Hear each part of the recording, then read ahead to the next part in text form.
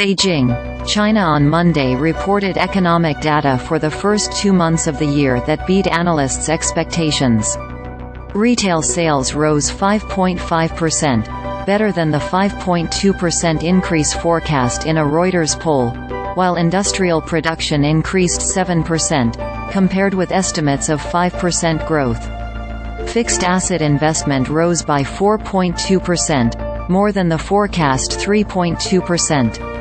The unemployment rate in February for cities came in at 5.3%. Online retail sales of physical goods rose by 14.4% from a year ago during the first 2 months of the year. Investment into real estate fell by 9% in the first 2 months of the year from a year ago.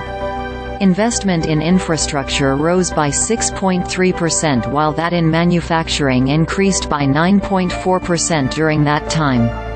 Economic figures for January and February are typically combined in China to smooth out variations from the Lunar New Year, which can fall in either month depending on the calendar year. It is the country's biggest national holiday, in which factories and businesses remain closed for at least a week. This year, the number of domestic tourist trips and revenue during the holiday grew compared with last year as well as pre-pandemic figures from 2019. But Nomura's chief China economist Ting pointed out that average tourism spending per trip was still 9.5% below pre-pandemic levels in 2019.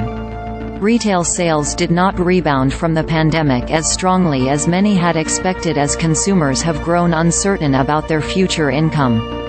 New loans in February missed expectations and fell from the prior month, even after adjusting for seasonality, Goldman Sachs analysts said in a report Friday. The persistent weakness in property transactions and low consumer sentiment may continue to weigh on household borrowing, the analysts said.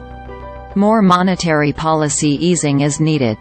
People's Bank of China Governor Pan Gongsheng said earlier this month there was still room to cut the reserve requirement ratio, or the amount of cash banks need to have on hand. Goldman expects 25 basis point cuts to that ratio in the second quarter of this year, as well as in the fourth quarter. Real estate, which accounts for a significant part of household assets, has slumped over the last few years after Beijing's crackdown on developers' high reliance on debt for growth.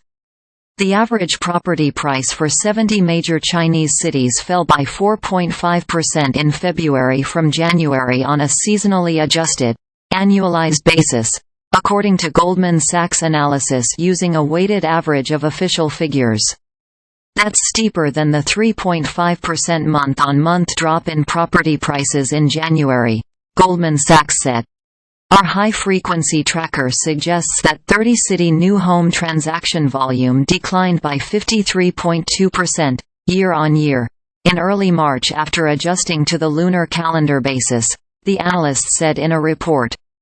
Chinese authorities did not reveal significant new support for the massive real estate sector during an annual parliamentary meeting that ended last week.